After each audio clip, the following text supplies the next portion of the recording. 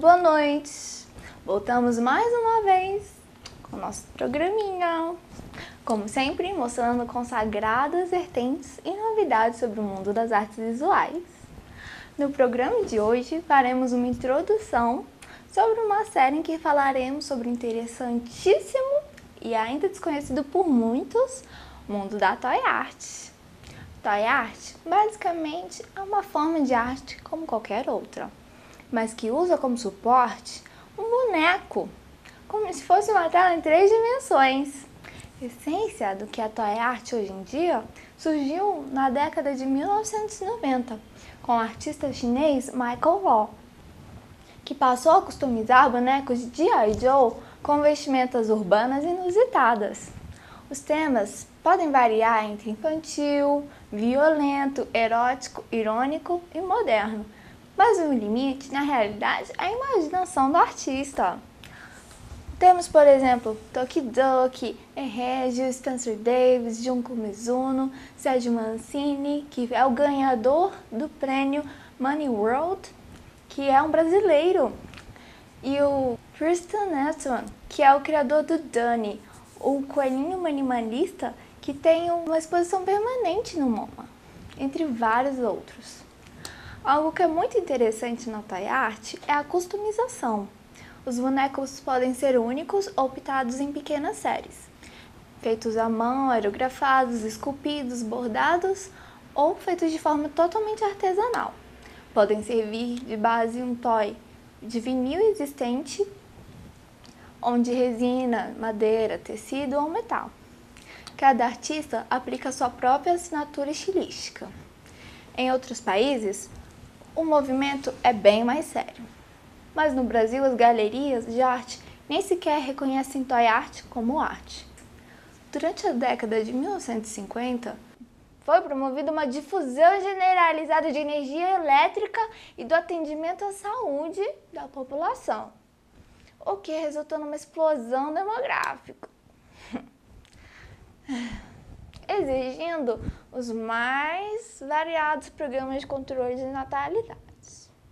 Também, como decorrência do crescimento econômico e do aumento populacional, houve uma intensa imigração do campo para os centros industriais, desestruturando a cultura camponesa tradicional e provocando uma urbanização caótica e carente de infraestrutura e de transportes. Sobre outro aspecto, a difusão de massa da cultura ocidental, viabilizada pelo rádio, pela televisão e pela urbanização, incentivava a adoção dos modos de vida norte-americanos e atuava como um mecanismo da passagem da ideologia da afirmação nacional baseado no êxito de que a reconstrução do país estava ótima.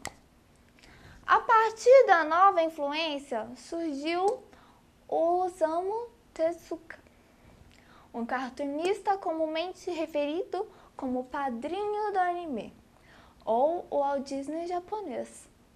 Tezuka teve contato com animações estadunidenses e se apropriou de seus elementos visuais, como os grandes olhos de Betty Boop ou do Mickey Mouse, para usar em suas próprias histórias em quadrinhos, algo que era praticamente inexistente no Japão da época.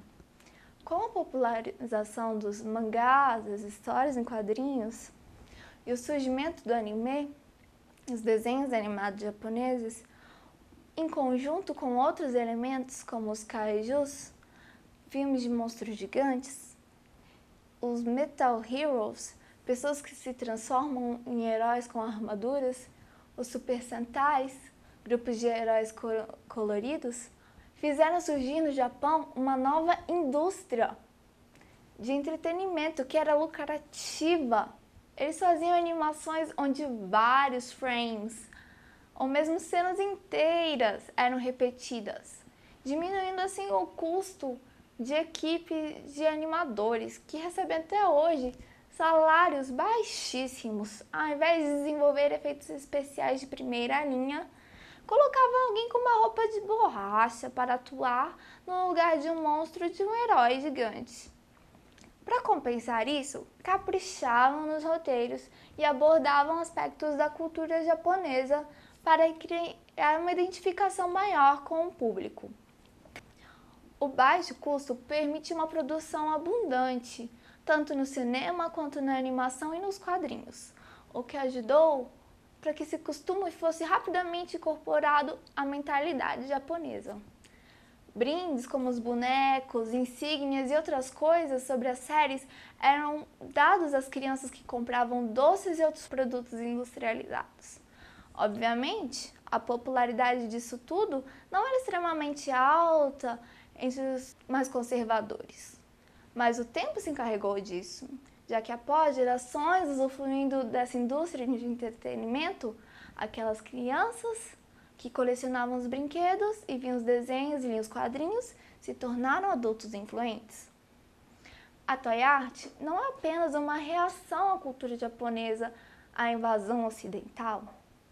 Após a cultura pop ocidental invadir a oriental, ela é reinvadida com todos os aspectos novos que surgiram no decorrer da primeira invasão. Não se trata mais somente de como a cultura japonesa reagiu à invasão ocidental, ou de como a cultura ocidental reagiu à invasão dos novos costumes da cultura japonesa, mas sim dessa multiculturalidade, que foi instituída através de elementos de interesse em comum.